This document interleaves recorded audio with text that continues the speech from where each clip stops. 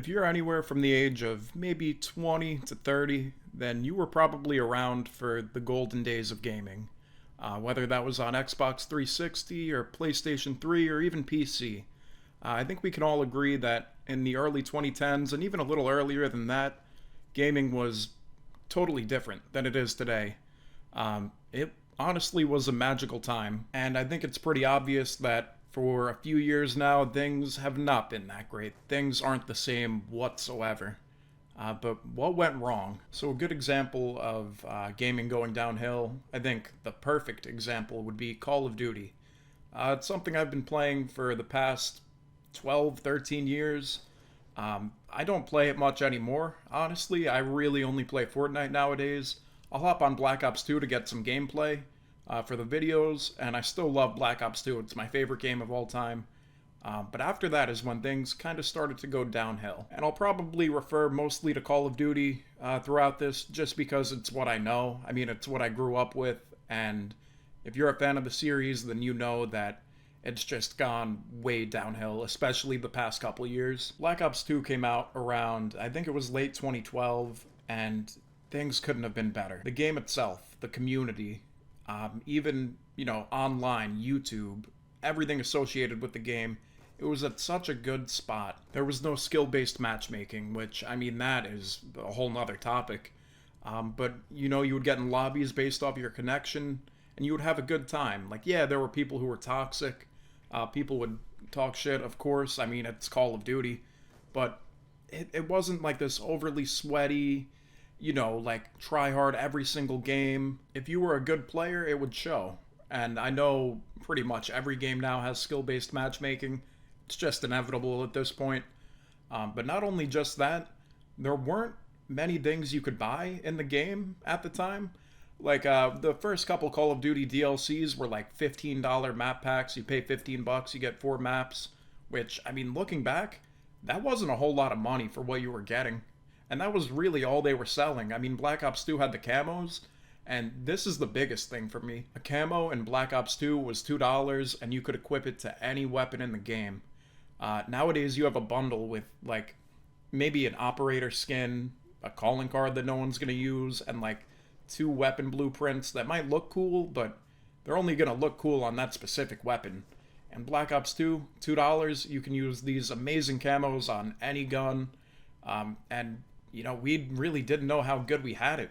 They would never sell anything like that for $2 nowadays. I mean, they don't even sell camos themselves anymore. Everything is just way too monetized now. I mean, like I said, with the bundles and the new games, you get a skin, maybe 2 weapon blueprints, and then an emblem, a calling card, a weapon charm, if those are even a thing anymore. I think they are. But stuff you're probably never going to use, you're paying like $30, $20, $30 for it. That's not worth it at all, in my opinion. And this is on top of the $70 or more that you pay for the game itself. I mean, Fortnite, I spent some money on Fortnite, but, you gotta give them a break, because the game's free. I can understand why they charge the amount they do for certain things, because you get the game for free. You don't have to spend $1 on it if you don't want to. Another thing that's pretty prevalent, especially with Call of Duty, and I'm sure other games too, are just the bugs and the glitches and all the issues they have. Like, Black Ops 6 just had so many problems. I will never touch that game again. I haven't in a while. I don't enjoy it because I don't know if they just rush the game or if they're just incompetent, but every year there's always a problem. They'll fix the problem. I mean, sometimes they don't. But they fix one thing and then another thing's broken. Not to mention all the cheaters on Call of Duty. I think it's out of control right now from what I've seen, especially on Warzone. I mean, yeah, they can ban you if they ever do, but you can just make a new account and hack again. I honestly don't know how the problem is, running so rampant with a company that has as much money as them. But, they didn't fix it. It's been going on for years, and now the numbers are kind of reflecting on that.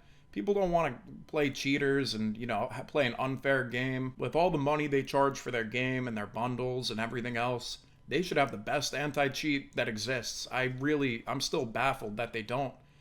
I don't know how it's so bad. I don't know how they can't get it under control. Because they can hire whoever, they can bring whatever company they want on board. They have all the money in the world. They can do it, but for some reason, they're not. And I don't know why. There's also the fact that creativity has seemingly gone out the window. I mean, in Black Ops 6, how many maps did they bring back? Because their new maps aren't great. Like, there were a couple maps that were new to Black Ops 6 that I liked, but not many. And the ones that were good were brought back. I know they brought back Firing Range and a couple others I can't think of. I mean, obviously Nuketown. Um, but, we've been playing these maps for 15 years. And, I mean, Nuketown, I understand, put it in every Black Ops game, whatever. But Firing Range, that's, I think, the fourth or fifth time it's been brought back. I got rid of the game long before Firing Range came out. And it is a fantastic map, one of my favorites ever. But why do they just keep recycling content? Like, it seems like, not just Call of Duty, I mean, but it seems like a lot of developers are just trying to cash in on nostalgia, which works, it seems to work. But how long will that work for? Because eventually all of these maps and all of these things that used to be great, one day they're not going to be nostalgic. I mean, even the Warzone map, I know, I'm pretty sure Warzone is bleeding players right now, like, pretty bad. But I know they got a lot of people on for when they brought Verdansk back. How long is that going to last, though? I mean, especially when you have cheaters everywhere, and the game itself, Warzone, in my opinion, super boring game. I liked Rebirth Island, but Warzone itself, like the main battle royale, not fun to me. I tried one game. I played one game, and I got off right after. Never touching it again. I'm not saying that the OG Warzone wasn't good, but I think people, everything else kind of outweighs how good that map is. There's also the fact that people just try way too hard nowadays. Everybody wants to go pro. Everybody wants to be a streamer. And I support people who do that. Like, that's cool. But any lobby you get into, it's not just Call of Duty. It's on Fortnite, too. Some of the people I play on Fortnite are insane. But there's just this whole new mindset now where you just have to win. Like, people will try so hard. It's not casual anymore. Like, yeah, you have your casual players and they're protected in a bracket, but if you're decent at the game, you're gonna get in lobbies with people who are just insane. Like, yeah, of course, gaming has always been about winning. Obviously, you want to win. But, especially with the rise of, like, content creators and streamers, it's just all about going all out. If you're not on a crazy setup, you're going to lose. It kind of ruins the fun sometimes. It's not really possible to just hop on with your friends and kick back, have a beer, play the game. No, if you want to win, if you want to do good, you've got to lock in. I mean, if that's not the case, then you're probably in a protected bracket. Maybe you're not great at the game. But if you're good, and this goes for even Fortnite, my main game that I'm playing right now, there are demons on that game.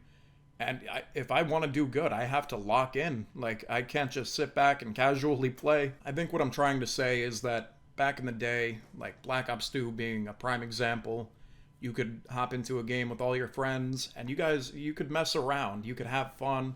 People used to ninja defuse.